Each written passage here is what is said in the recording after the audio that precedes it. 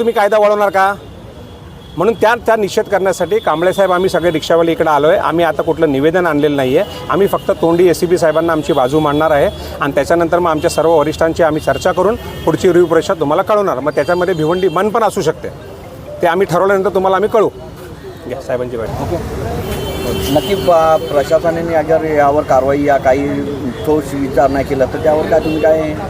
आता आम्ही ACP साहेबांना आम्ही तर भेटायला आलेलो आहे. कारण आम्ही खालच्या अधिकाऱ्याने भेटलो तेव्हा त्यांनी सांगितलं की वरून आम्हाला आदेश आहे. आदेशाची प्रत त्यांच्याकडे नाही, पण त्यांनी सांगितलं की ACPची ऑर्डर आहे.